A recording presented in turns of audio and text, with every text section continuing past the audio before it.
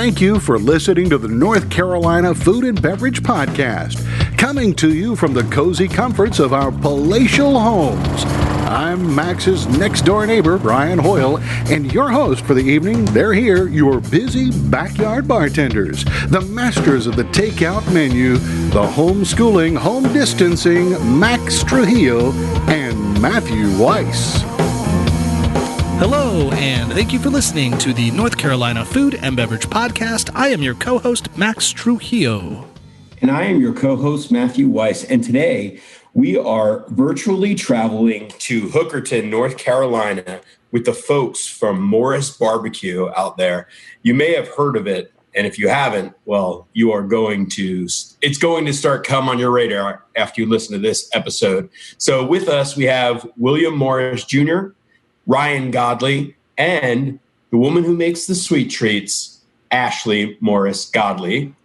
Welcome all. Hey. Hi. Thank you. Hey.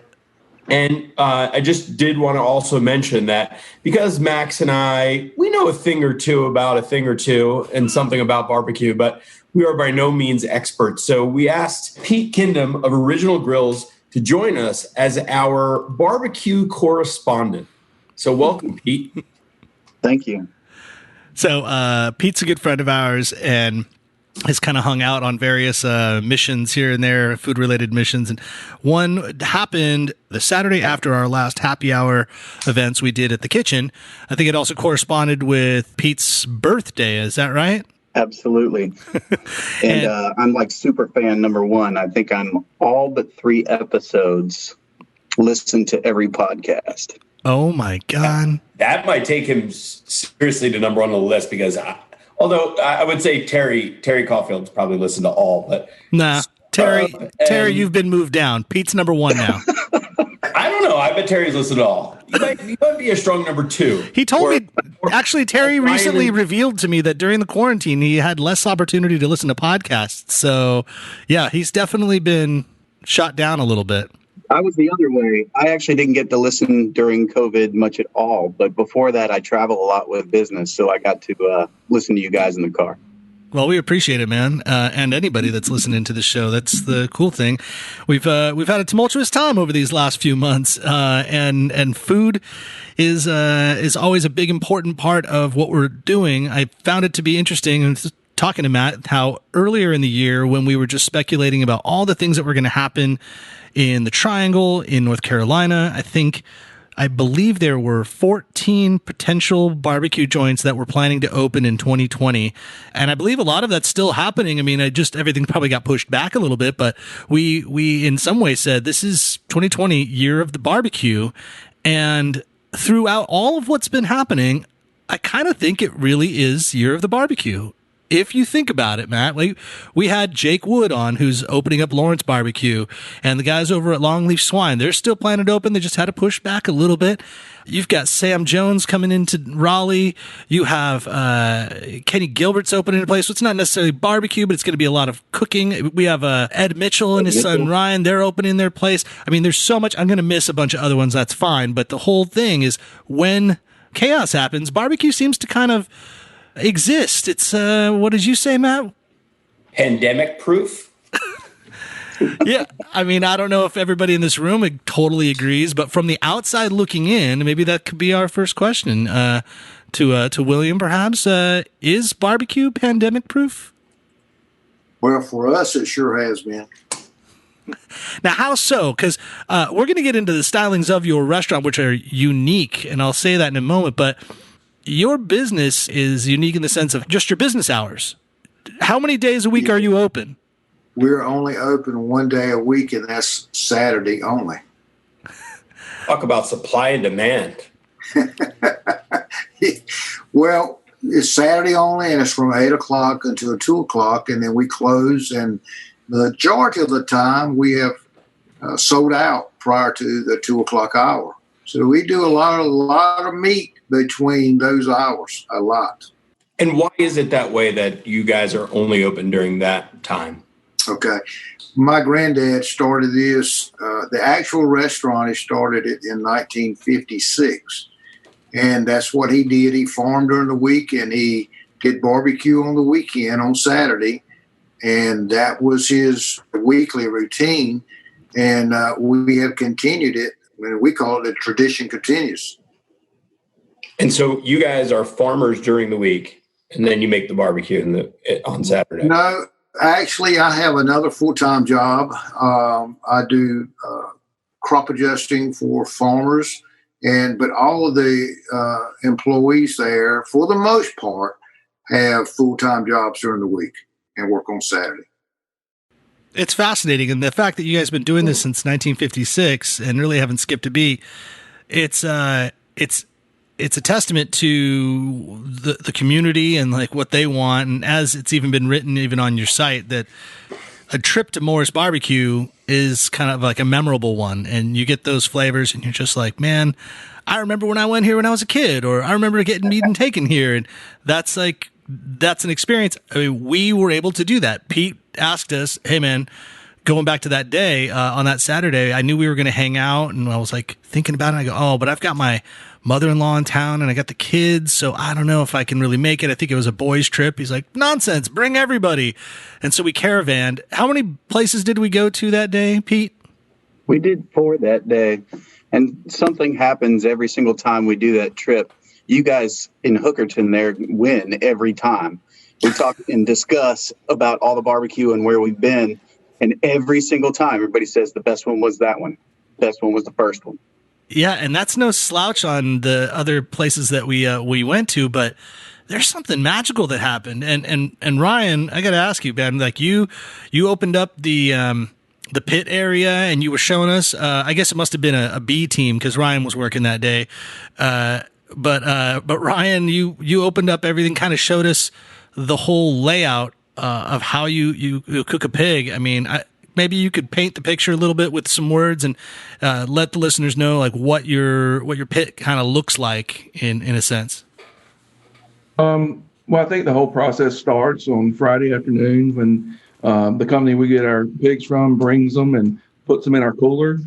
And then either William or I or Ashley will go in late that evening around 10:30 and get the pigs the way we want them before we put them on the grill, clean this off, clean that off, just whatever, we want to trim. And we'll light the grills at about maybe 11 o'clock. We'll put them on around 11. We'll go inside, write down the orders for the next day because we have most of our orders are call-ins.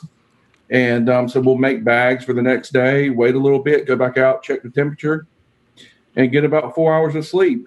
And come back down around 4:15 and down there the rest of the day. And usually everyone else comes about 6:30, and that's when the pigs are off the grill.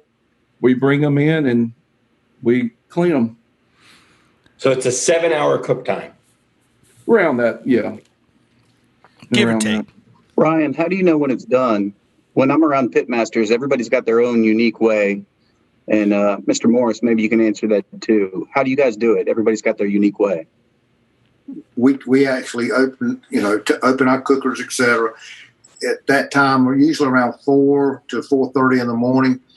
We actually season our pig, and so prior to seasoning it, we actually make cuts in certain areas of the pig. And so by doing so, then we get a chance to actually view the meat, and then we season and let the seasoning cook it in our pig. So we do it a double thing at one time. So you season before you season it at 2 different times. Then you season before it's cooked, and then during the cook. It is seasoned at the time of the cook, at the 4 o'clock, the 4:30 hour, and then once it's chopped up, it is seasoned again. Yeah. Visual or a meat thermometer or tongs where you stick them in and see if it goes all the way through. Yeah, we use a meat thermometer at times, but a lot of times when we make our cut, we've done this quite a few times, and we can look at the meat itself and tell where we are as far as how much longer to cook. We just kind of judge it most of the time that way. I love that when we walked into the pit area, it was kind of like, I don't know, like going into a barn, but maybe not as big, of course, but like you just go into this area and you've got your big smokers. You still got all the sizzling and the crackling. Like when we got there, those hogs had just come off. And so we're looking at like what what had just been cooking for the last day or so, or at least the evening, and just the aroma and the environment was it kind of takes you back. I mean, it feels like you go step back in time in a bit. William, would you say that the environment and the cookery area hasn't changed much since the beginning? Oh, absolutely. No, it's not changed. That pit was built prior to 56. My granddad cooked pigs starting in 31. I'm not sure exactly what year the pit was built, but it was built and used prior to 56 when the restaurant itself was constructed. There has been very, very little modification to the pit itself. So, yeah, it's pretty much, you can walk in, if you look overhead, you can see the single strand separated electric wires that they used to use way back when. And I guess it's fair to say that that's a well-seasoned pit at this point. I would say so, yes. I have wondered myself if the size of the cook shack helps with the cooking process because it's so small, where a lot of big barbecue restaurants have a really large room and the airflow is different and the humidity is different. I think there's something to it. I would agree. Yeah, Pete, what does that mean? Like when you're talking about like a seasoned grill? I mean, of course, like every good chef likes to have a seasoned grill. He's you're polishing it with oils and whatever, what have you.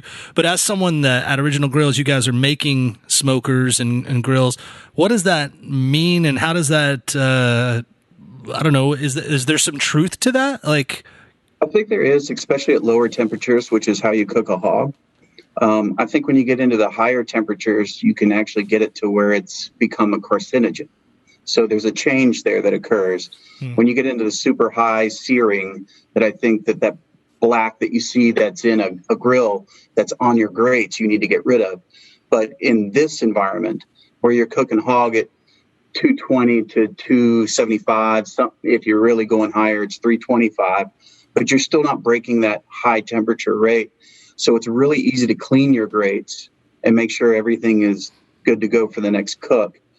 But I do agree that there is a seasoning process of that grease that creates layer after layer after layer into a pit.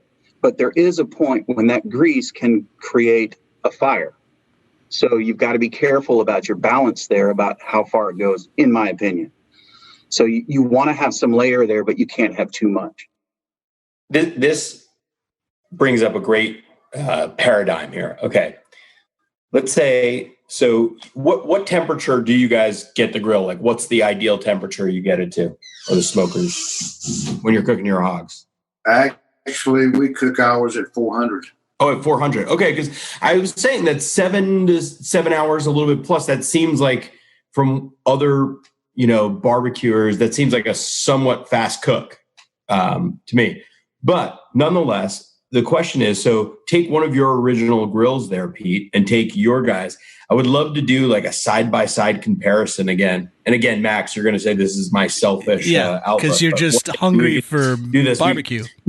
Yeah, exactly. We can bring Pete's barbecue, bring your guys' barbecue, take the same hogs from the same farm, and do it at the same exact time, same seasoning on on two different apparatuses, but at the same temperature, same time, and see how different that would be. Oh, I don't want to get embarrassed. Ryan, do you? But no, I think it would also bring the point of obviously yours would bring different flavors, but the seasoning that they have, different. As you said, it is very different, and I think you're hitting to something that's really cool.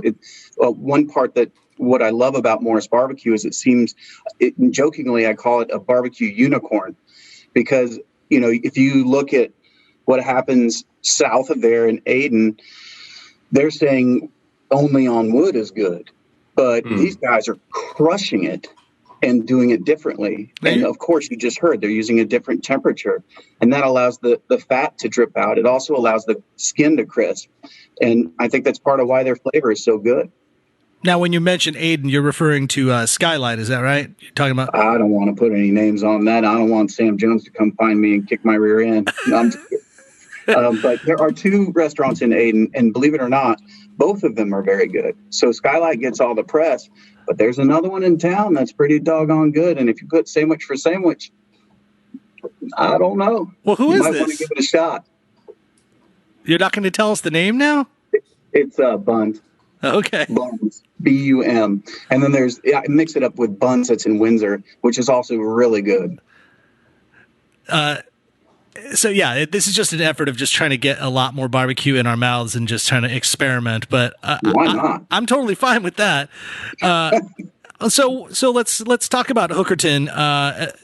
Where on the map, just for listeners, like where are we going? If we're starting here, like in Raleigh and Triangle, where is that in relation to us?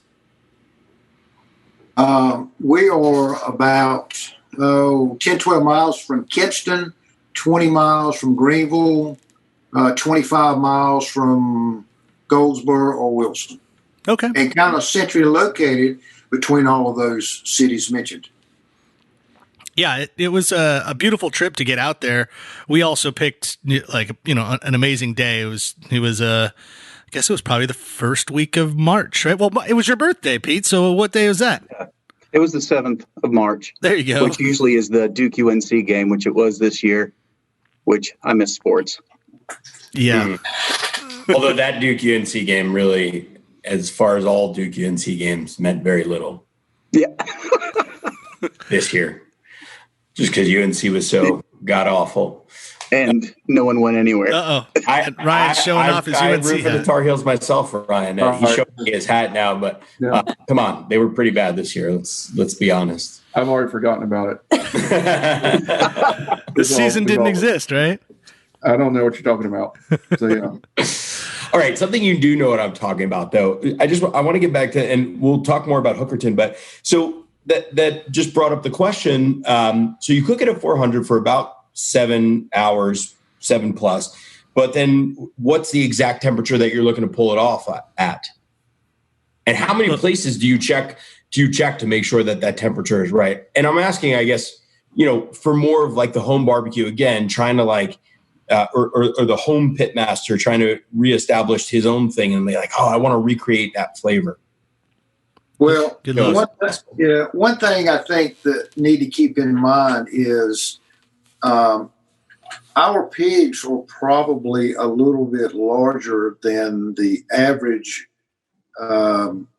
barbecuer would do, and also are larger than a lot of the local other barbecue restaurants that was kind of mentioned before, or even others. We cook a larger pig, and by cooking a larger pig, we have to have more heat to do it within that time frame. And we do that. We get it 400 when we get it on. We want it about 380, 390, and we don't want it to go over 400. That is a magic number.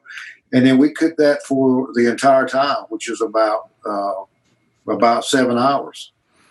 The only thing that we do different is just prior, say an hour prior to it being ready for us to be able to chop it, we will actually at times increase the heat so that we can crispen the skin. Right. As you mentioned earlier. So that doesn't dry out the meat inside at all? No, it does not. Remember, we have seasoned that meat at least an hour prior to that. So it has that Eastern North Carolina vinegar-based sauce inside, and it's cooking and bubbling, and so it's cooking within it's the keeping meat, everything which moist. kind of helps keep. Right, that's correct. Correct. One more question about that, and this is going to seem like such a novice question, but I've never actually watched like pitmasters at work live. Is it rotating? Do you flip the pig so that or it's just all even on? I mean, I know it's all even and it's supposed to be, but still there's points where some ovens or some cookers, some smokers are hotter in other places and there's more fire. So do you move it at all during that cook time? You are exactly correct. No, you hit on a very good point.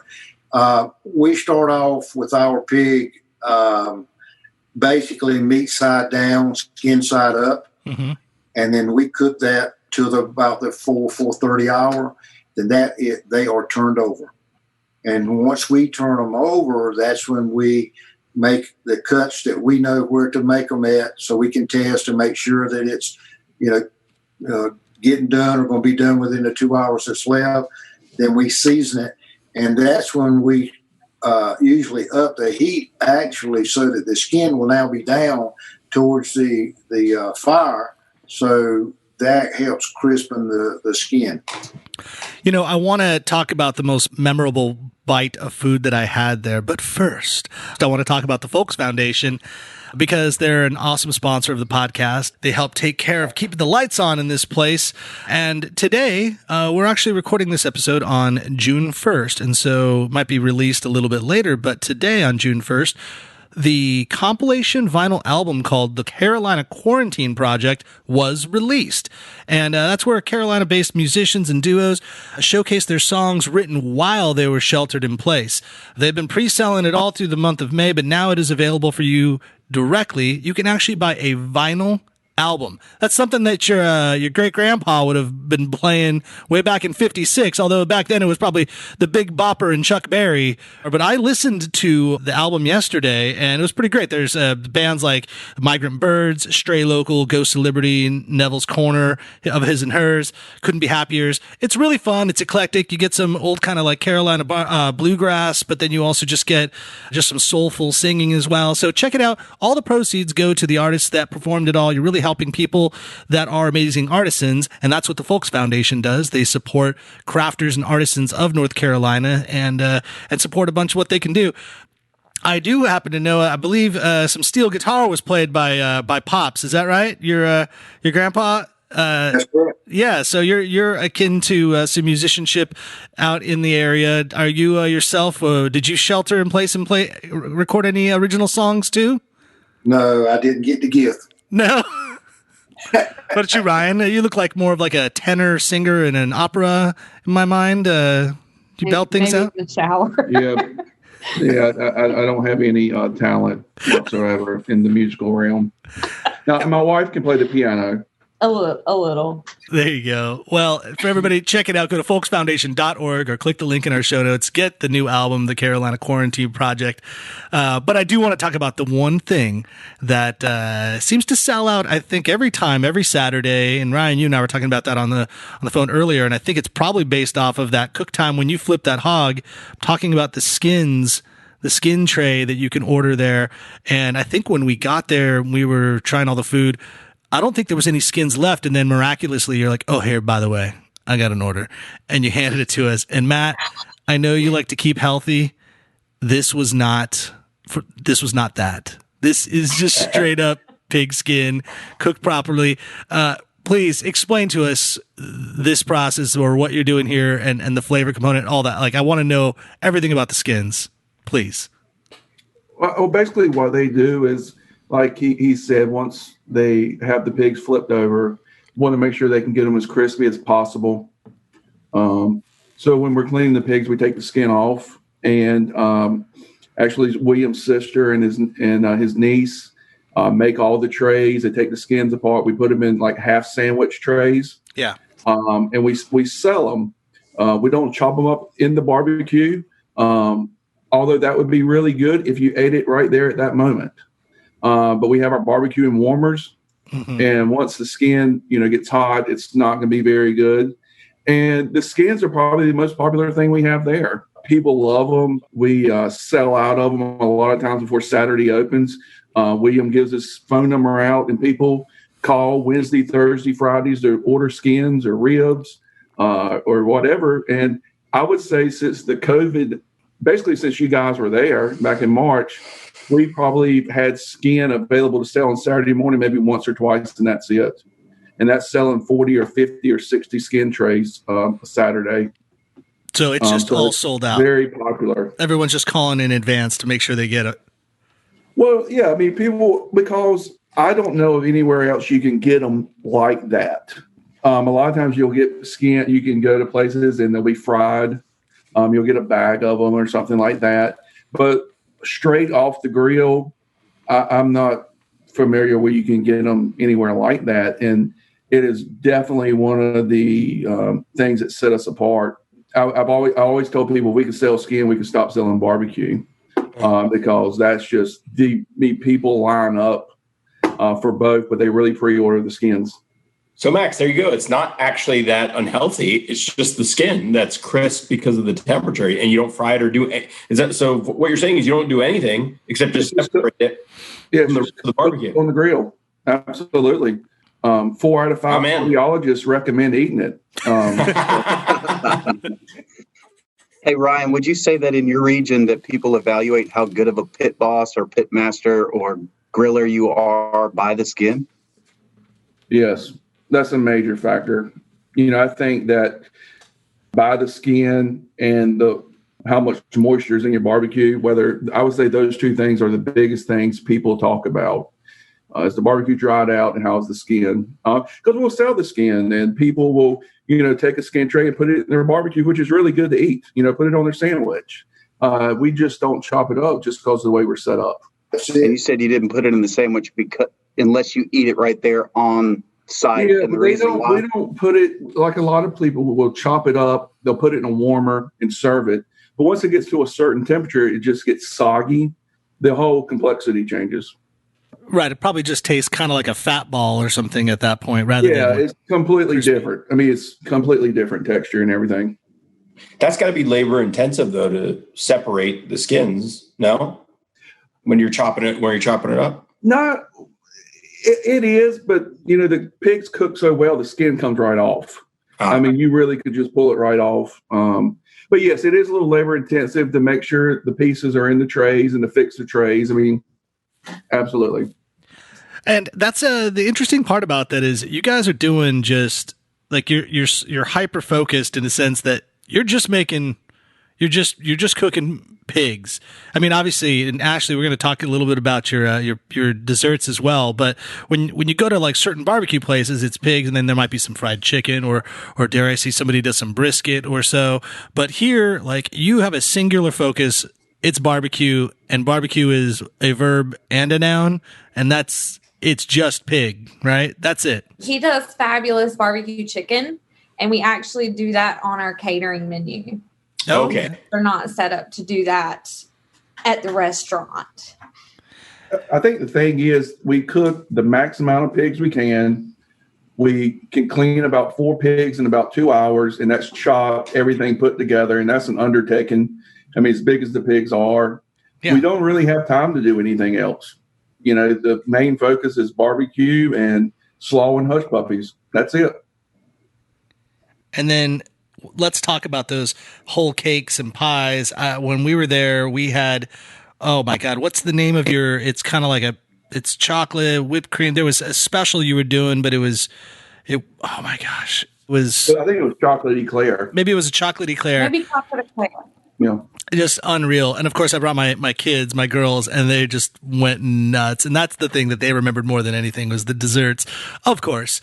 But I mean, it's so fun. It's like a piece of Americana. It's a piece of what you expect. But I appreciate like that you all you're literally weekend warriors when it comes to this.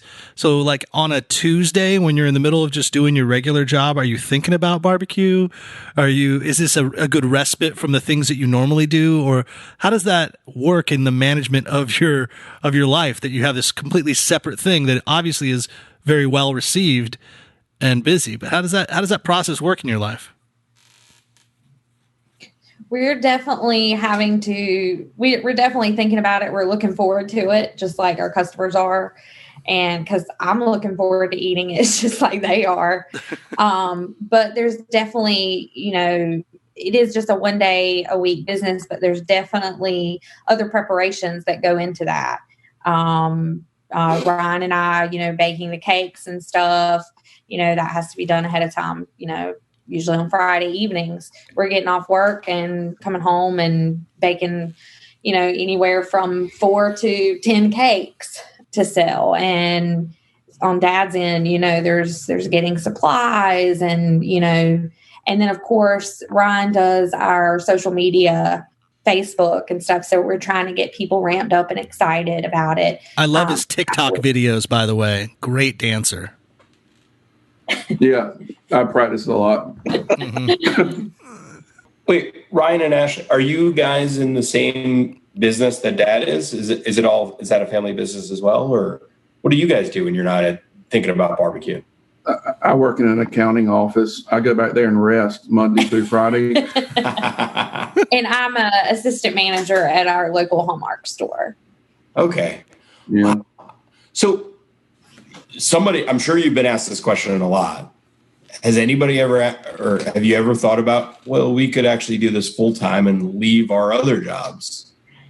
It has been considered from time to time. I think the main thing with where we are with that is that in Hookerton it's a very small town. There's 2 caution lights, no stoplights.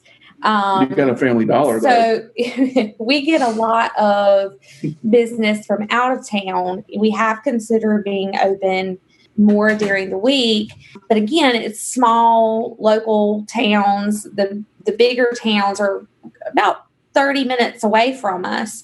So, we've always been unsure. We have a great following on Saturday. It's kind of like a destination place. We have people that come from all over.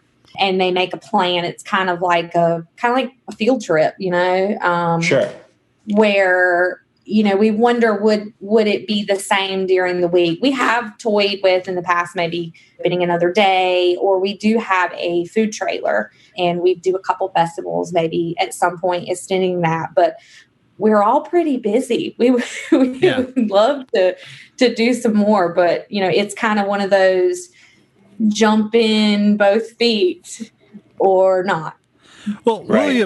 William, that was like when I first moved here to North Carolina, actually, Matt, I believe it was your cousin, Joel, that was the one that told me about, he didn't give me names of specific places, but he's like, oh, wait till you get out into East North Carolina and you have the real barbecue. The real ones are the ones where they're only open like one day. And I go, 1 day? He's like, yeah, that's what they do. I'm like, why would you be open for 1 day? He's like, because they have regular jobs and they just do this. So I don't know if he specifically was citing Morris, but I believe that is or was a more common practice. Is that right? Like there were maybe more people that did that kind of same business model that you're doing, and maybe that's not as popular, or maybe they got greedy and wanted to be open every day as well, and that's what happened. I don't know.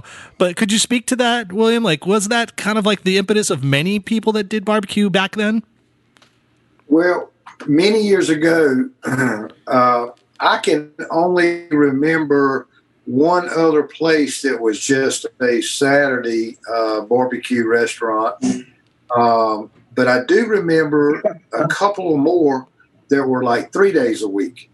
But they're no longer, in business. Yeah. Well, our good friend Matthew Register, who does Southern Smoke Barbecue out there in Garland, which would be, I guess, south, probably about 45 minutes south of you.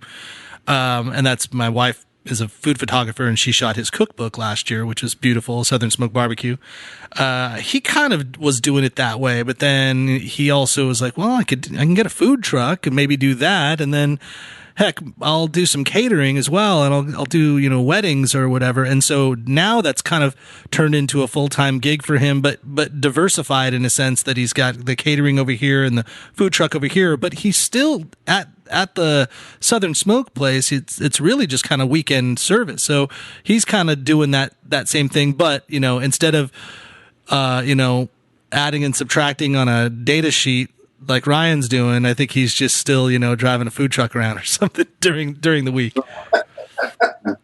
This is going to be like the soulless corporate speak that, so disclaimer here for all of you that want to cover your ears. But I'm thinking right now that somehow we find a way to preserve the skins, bag those and sell them to every, store in North Carolina that you can. And you can make those all week, and then you sell the barbecue to other restaurants who need good barbecue, don't necessarily have barbecue. Voila. It sounds like the skins alone people would pay a premium for. So, well, we have I have an email. I get it about twice a year from a guy from Las Vegas, and he wants me to ship him skins.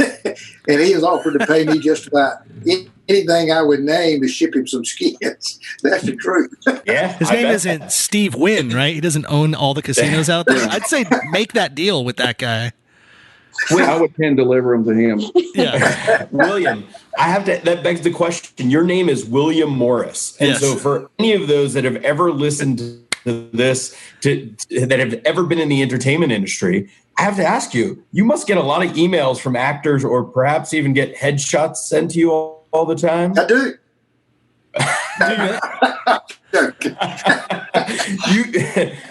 I don't know if you know, but William Morris is one of the most famous super agent agency in the world. Yeah. So Yeah, actually, happy coincidence. Actually, I've had a few people on phone conversations just say, "Are you any relations?" And I'm like, "I wish, but no."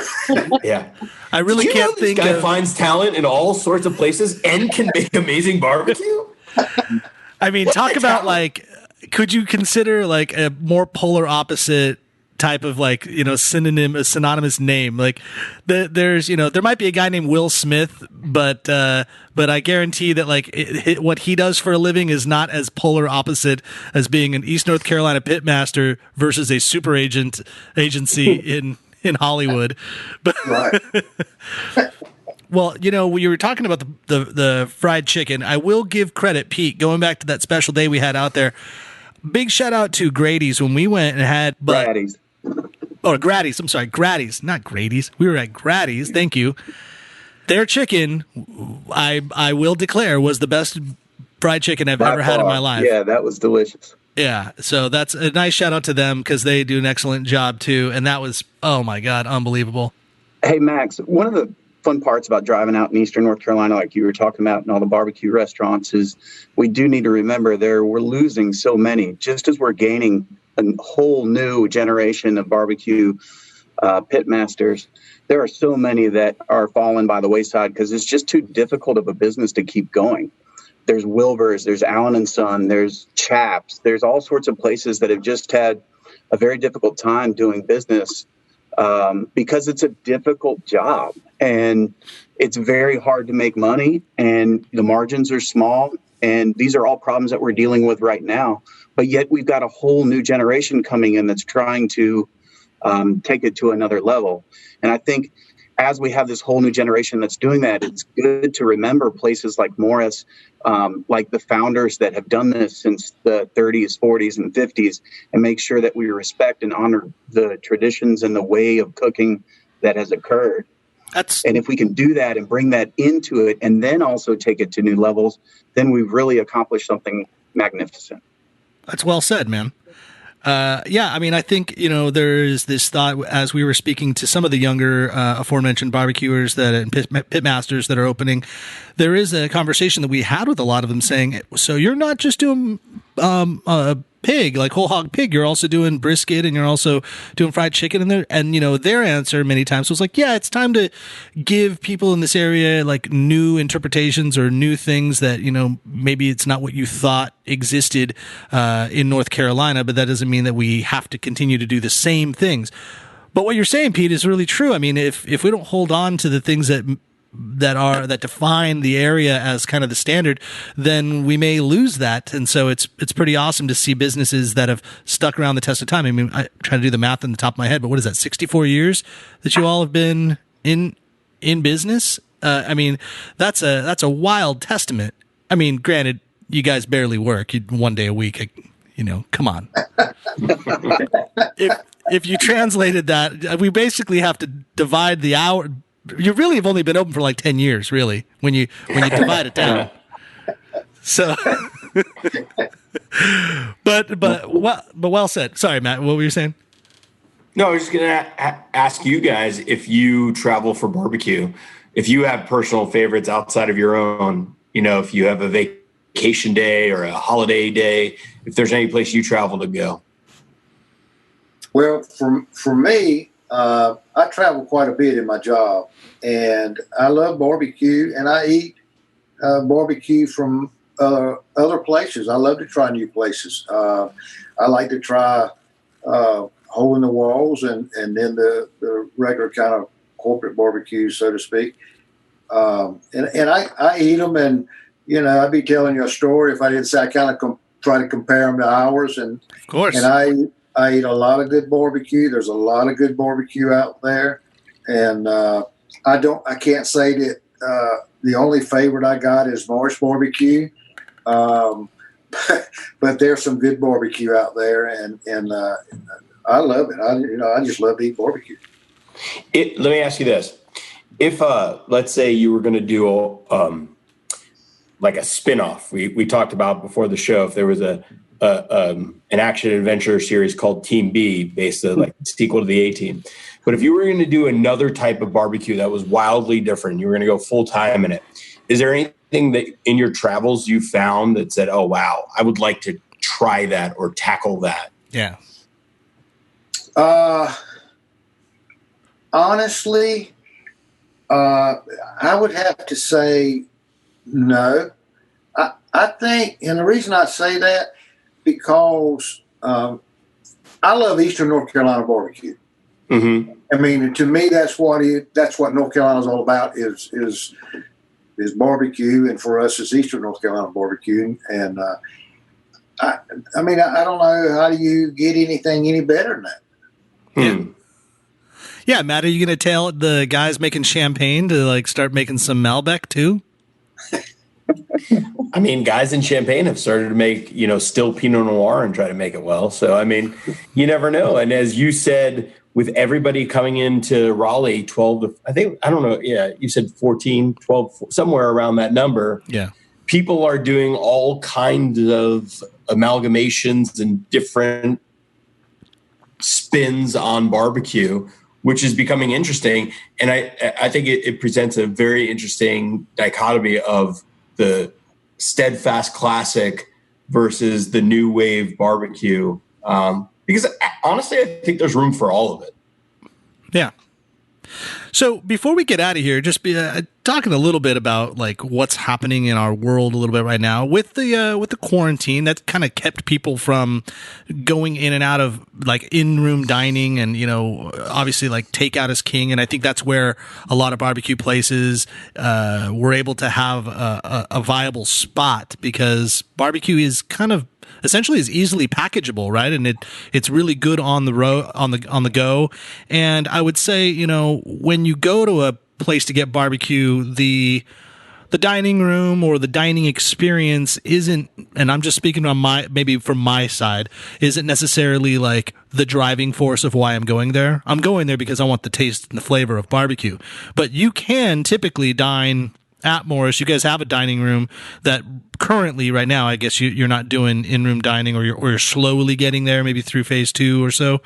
But has that been a hiccup in sales or revenue, or have you guys been able to kind of sustain business with the limited service in the area? Well, fortunately for us, a big part of our business has always been takeout.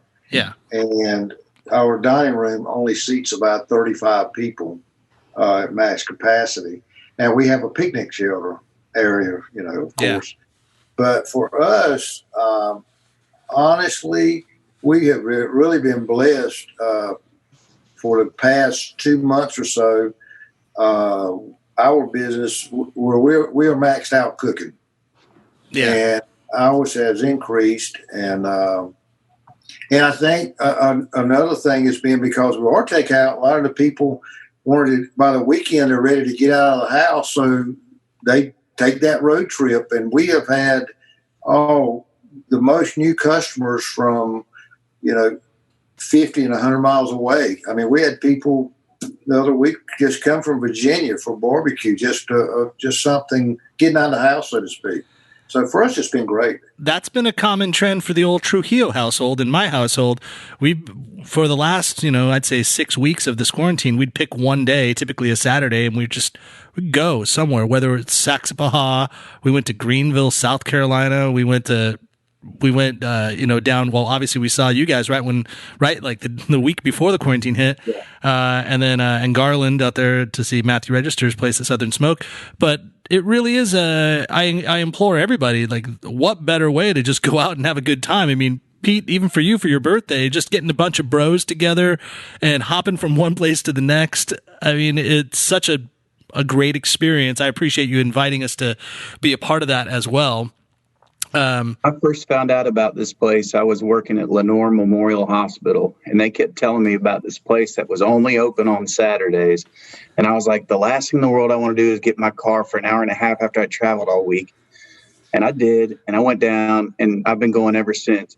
But what's fun is the drive is part of, they say it's the journey, right? And you get to see all sorts of great farmland and skies and North Carolina farmhouses and fields and animals. And I guarantee you'll see all sorts of wildlife on the way down. It's a blast. Yeah. And it's one of our favorite parts of the trip is that first ride down there. Because we got to get there early because the barbecue's gone at like 1 or 2. And you got to get there really early, apparently. And if you want the skins, you got to get there at like 10. Yeah, or maybe order ahead of time. Yeah, I would call like on Tuesdays or Wednesdays, pre-order your skins. Well, and I think the trip too for people, you don't mind driving and, going out and have this experience because, people are so passionate about barbecue. And, the ones that love Eastern North Carolina barbecue, it's like the vinegar gets in your veins. And oh, yeah. It's like, we have a lot of people that move out of the area, and when they're home, they want to come and get barbecue. Like, that's what they tell their family. Like, we want barbecue. So I think in this kind of trying time, people are stuck indoors and, kind of scared, and things are, sometimes kind of depressing, and, the news media and stuff, it's kind of something fun, and it can bring back a really nice, memorable experience, maybe from your childhood or times with family, or just enjoying some good food. Yeah. I have a question. So for those that aren't driving, we are the North Carolina Food and Beverage Podcast. So, and this is a question for all of you. What is the beverage that we should be drinking with barbecue? Especially your barbecue specifically.